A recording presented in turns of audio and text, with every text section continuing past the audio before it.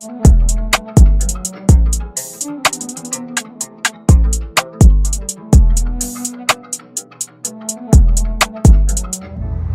is going on, YouTube? I am back with another video and back with the beast behind me, you guys. This is my Cadillac CTS-V. You don't know what it is, Google it. It is a Corvette in a tuxedo.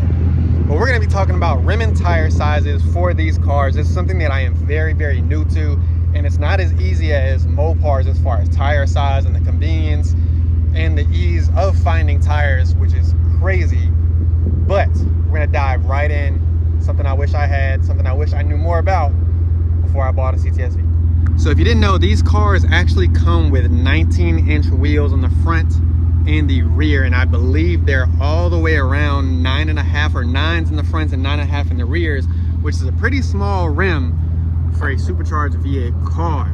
So when I hit my guy Greg up about wheels, we looked at 19 and 20-inch tire sizes. Now this is stock ride height. There is no suspension work done. I'm not a fan of changing out suspension unless it's drag suspension or drag purposeful suspension.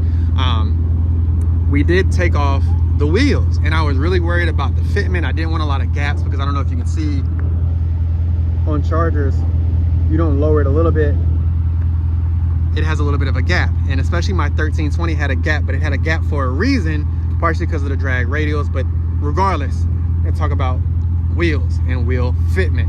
So I ended up going with Stance SF10s. I went 20 by 10.5 in the front and 20 by 11 in the rear. And I have absolutely no rubbing. Don't know if you can see, it is a decent sized tire.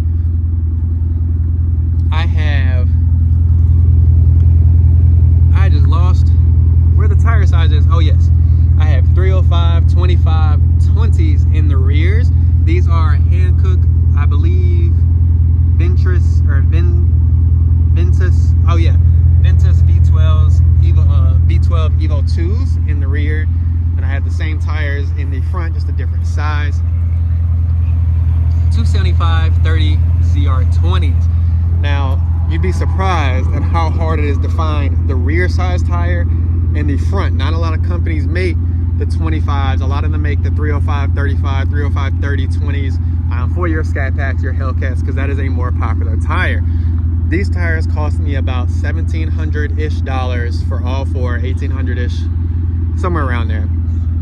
And the wheels themselves cost me $2,000. So the setup was anywhere between $3,500 to $4,500 after installation, mounting, balancing, all of that, which is not bad.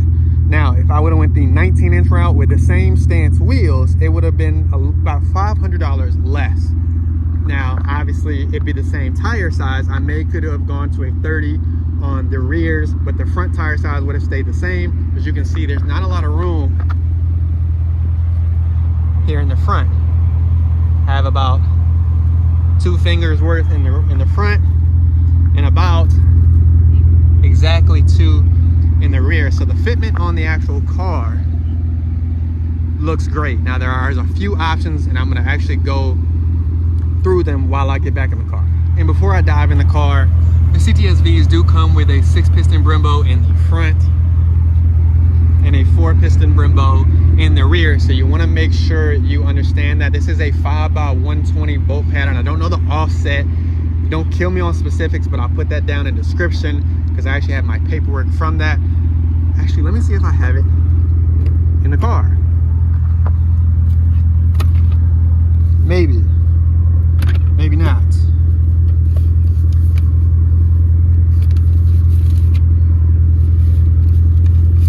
Wheel and tire, no, I do not. But regardless, I will put those specifics in the description. Let me know what you guys think. There are a lot of Stance SF wheels at 7, 8, 9, and 10 that look good on the CTS-V. She actually has some Rohanas.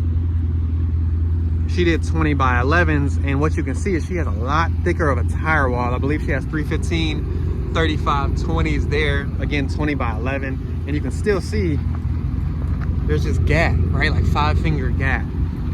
So again, higher tire wall or thicker tire wall, still looks good. But we almost went with the same Rohanas for that because I do like the concave, but overall the car looks crazy. Let me know what your fitment is. I just saw on the Facebook group that you could put 1LE Camaro 1LE rims or ZL1 1LE rims on this car, and it looks absolutely crazy. Let me know what you think about the rim and tire fitment that I have. This was the perfect fitment for me without altering the suspension. I've seen a couple guys like Rookie55 on Instagram. He's got a crazy 3-piece wheel with the teal accents. It's crazy. If you end up seeing this, bro, it's wild.